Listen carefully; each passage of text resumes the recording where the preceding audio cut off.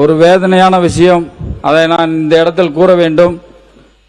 30 ஆண்டுகாலமாக தண்ணீரே இல்லாமல் எங்கள் பகுதி மக்கள் மிகவும் வாடிக்கொண்டிருக்கின்றனர். இரு பெரும் ஆளும் அரசுகள் என்று கூறிக்கொண்டு இருக்கும் அவர்கள் தண்ணீரை தராமல் அவர்கள் செய்த சாதனை ஒன்று. எங்கள் மக்களின் வேதனை மட்டும்தான் அவர்கள் செய்த சாதனை. ஏனென்றால் 58 கால்வாயிலிருந்து தண்ணீர் தரவில்லை என்றதை இங்கே கூறிக்கொள்கிறோம். உட்காருங்க. அதே போல உட்காருங்க.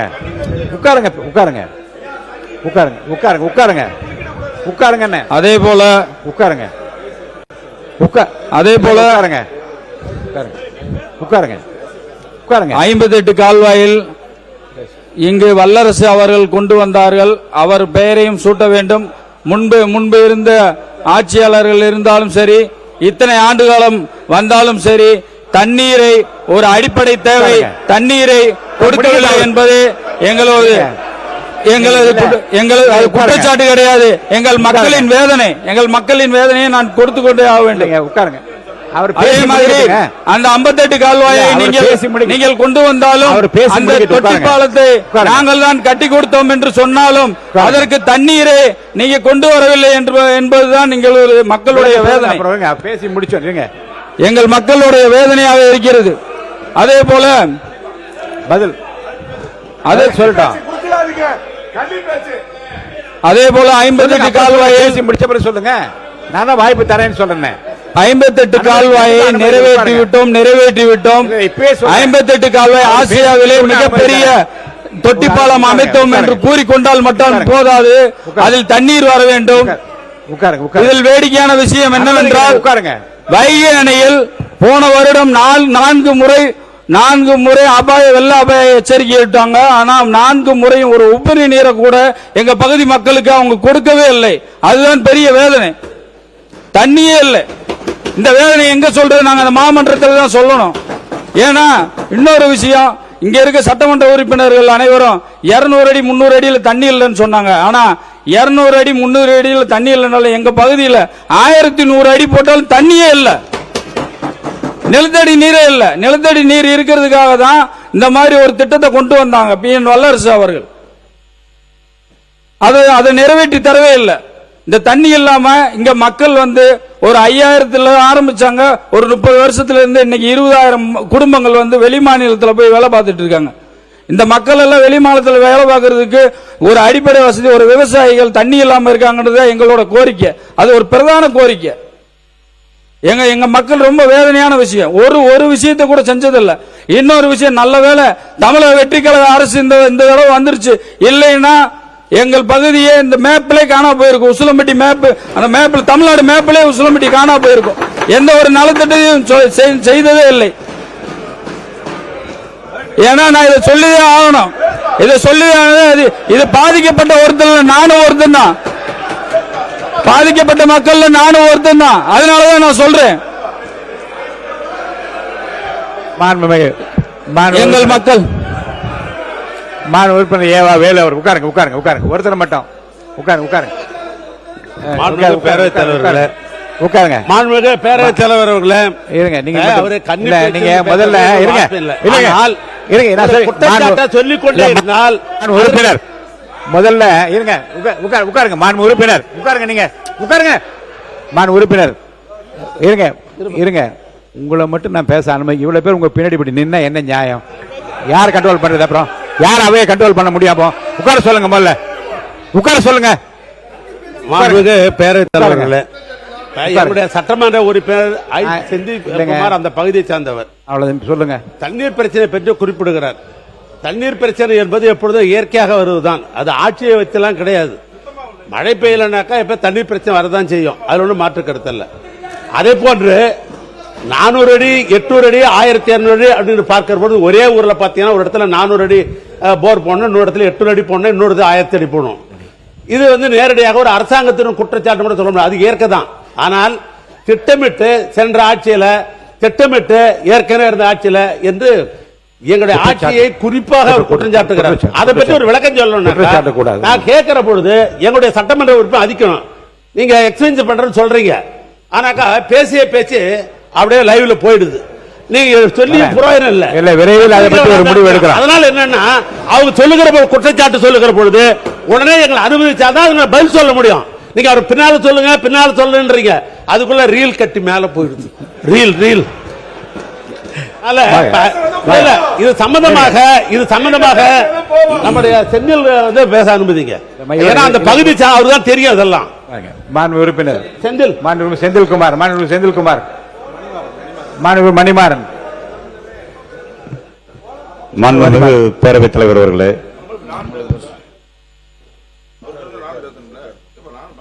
அவர் பேசுகின்ற பொழுது சொல்லியிருக்கிறார், உசிலம்பட்டி சட்டமன்ற தொகுதியை 2 கட்சிகள் ஆட்சி செய்தது, ஆனால் எதுவுமே செய்யவில்லை என்று.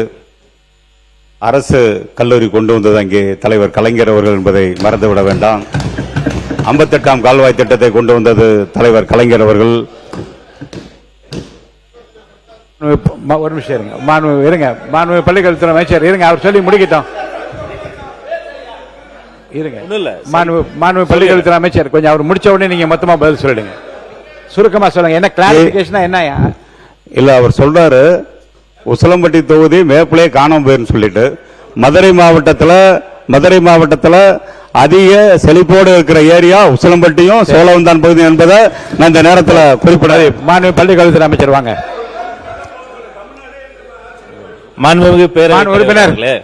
மாண்பு உறுப்பினர் தொடர்ந்து இப்படிப்பட்ட வார்த்தைகளை நீங்கள் பிரயோகித்தால் நடவடிக்கை எடுப்பேன். அமைதியா இருங்க.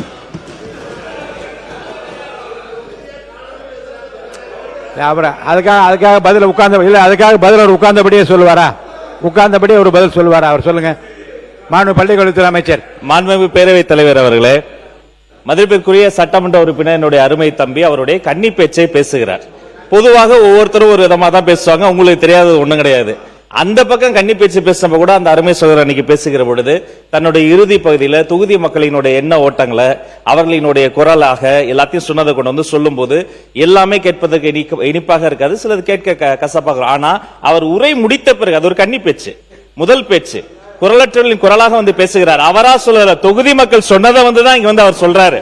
கேட்டுட்டு மூத்த உறுப்பினர்கள் அவர் ஒரு அரை மணி நேரம் அண்ணா அழகா கிரானாலஜிக்கல் ஆர்டர்ல எப்படி வந்து அழகா எப்படி வந்து ஒரு நீர்வளங்கள் துறை, உள்ளாட்சி, பேரூராட்சி, நகராட்சி எல்லா நம்பர்லயும் மனப்பாடம் பண்ணி நம்ம புரட்சி கலைஞர் கேப்டன் மாதிரி கடகடன்னு அவ்வளவு நம்பர்ஸ் எல்லாம் மனப்பாடம் அழகா சொன்னார். அப்ப அவருடைய அனுபவத்துல அதெல்லாம் சொல்றாரு.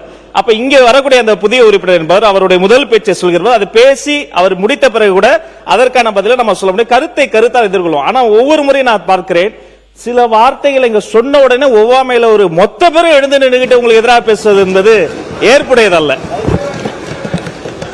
உறுப்பினர் உங்களை வந்து பாராட்டி தான் சொல்லியிருக்காரு, உங்களை பத்தி பாராட்டி தான் சொல்லியிருக்காரு, நிறைய கருத்துக்கள் சொன்னீங்கன்னு தான் சொன்னார், அவர் தவறா சொல்ல. அவரு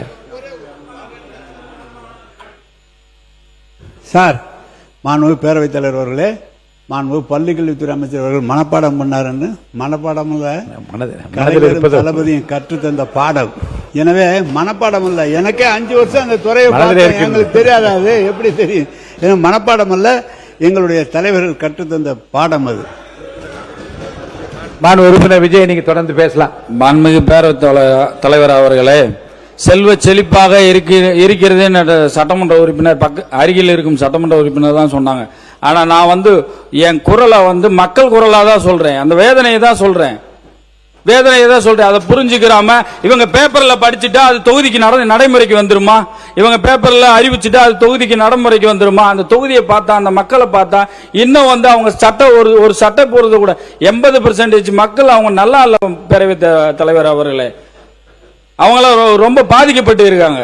அவங்க சட்டை போடுறது கூட தீபாவளி பொங்கலுக்கு போட்டப்போ அந்த ஒரு சட்டையை 1 வருஷமா போட்டுட்டு இருக்காங்க, அந்த மாதிரி தான் இருக்காங்க, செல்வ செழிப்பா இருக்காங்கன்னு சொல்றாங்க. நான் அந்த மக்கள் குரலா தான் நான் அங்க இருப்பேன். எத்தனை எதிர்ப்பு வந்தாலும் எது வந்தாலும் நான் அந்த குரலை பதிவு செய்வேன். மக்கள் வேதனைப்படுகிறார்கள், பதிவு செய்வேன். மாற்றம் என்று இந்த அரசை சொன்னீர்களே, ஒரு நிவாரணத்தை கூட இந்த நடந்த நிகழ்வு அது, அதை நான் இந்த இடத்துல சொல்றேன். ஆட்சிக்கு வந்த ஒரு மாத காலத்தில் ஒரு துயர சம்பவம், இடி விழுந்து 3 பேர் இறந்து விட்டார்கள். அதை உடனே எங்க பொறுப்பு அமைச்சரிடம் உடனே தெரிவித்தோம். உடனே மாண்புமிகு முதலமைச்சரிடம் தெரிவித்து இறந்த வீட்டில் இறுதி சடங்கு முடிந்த உடனே போய் நின்று நிவாரணத்தை கொடுத்த அரசு தமிழக வெற்றி கழக அரசு. எங்கள் பகுதி மக்கள் அப்போ ஒன்று சொன்னாங்க, எம்எல்ஏவே பார்த்ததில்ல, இன்னைக்கு அமைச்சர், எம்எல்ஏ, கலெக்டர் எல்லாரும் வந்திருக்காங்க, எங்களுக்கு அதுவே பெரிய சந்தோஷம், ஆறுதலா இருக்குப்பா அப்படின்னு சொல்லி ஒரு துக்க வீட்டுல கூட சொன்னாங்க. அதுதான் எங்களை தமிழக வெற்றி கழகத்தோட ஆட்சியோட மாற்றம். அதே போல எங்கள் மக்களின் வாழ்வாதாரம் ரொம்ப பாதிக்கப்பட்டுதான் இருக்கு, ரொம்ப பாதிக்கப்பட்டிருக்கு, பொருளாதாரம் பாதிக்கப்பட்டிருக்கு. ஏன்னா இந்த அரசுகள் ஏன்னா கன்னி பேச்ச கூட பேச விட மாட்டாங்க. இங்கேயே இவங்க தான் பேசுவாங்க, வெளியிலேயே அவங்க தான் பேசுவாங்க. அவங்க பெரிய உட்காருங்க, அவங்க அனுபவம் வாய்ந்தவங்களா இருக்கட்டும். ஆனா நாங்கள் முதல் முறையா இருந்தாலும் பதவி ஒண்ணுதான், எம்எல்ஏன்றது பதவி ஒண்ணுதான். அது நான் என்னுடைய குரலை நான் சொல்லிதான் ஆகணும். அதே போல எங்கள் பகுதிக்கு சுதந்திர காற்று, மூச்சு காற்றை கொடுத்த, கைரேகை சட்டத்தின் குற்றப்பரம்பரை என்றது மூச்சு காற்றை கொடுத்த, சுவாசத்தை கொடுத்த பசுமன் முத்துராமலிங்க தேவர் அவர்களை நான் போற்றி வணங்குகிறேன். அதே போல உயர்கல்வி, எங்களை போன்றவரை உயர்கல்வி படிக்க வைப்பதற்கு முற்றிலும் அதற்காக போராடியவர் இங்கே முன்னாள் சபாநாயகராகவும் சட்டமன்ற உறுப்பினர் இருந்த PK மூக்கிய தேவர் அவர்கள் தான், அவரையும் போற்றி வணங்குவோம். அதே போல எங்கள் மக்கள் குறையை நாங்கள் எல்லாம் தூங்குவதே இல்லை. ஆனா எங்க மக்கள்கிட்ட எப்படியாவது இந்த தண்ணி கஷ்டத்தை எப்படியாவது தீர்த்தரணும்னு நாங்கள் நினைச்சு கவலையோட இருந்தாலும் எங்களுக்கு ஒரே ஒரு ஒற்றை நம்பிக்கை, மக்களின் நம்பிக்கை, எங்கள் அண்ணன் இருக்கிறார் என்ற ஒரே நம்பிக்கையில நாங்க சரி செய்து கொடுத்து விடுவோம், உங்களுக்கு தண்ணி வந்துடும் சொல்லி நாங்க அந்த நம்பிக்கையை கொடுத்து வச்சிருக்கோம் பேரவைத் தலைவர் அவர்களே. அதனால் மாண்புமிகு முதலமைச்சர் அவர்கள் கருணை கூர்ந்து எங்கள் பகுதியை அவர் நேரடி பார்வையில் வைக்க வேண்டும் என்று நான் இந்த சபையில் நான் பேரவைத் தலைவர் வாயிலாக கேட்டுக்கொள்கிறேன்.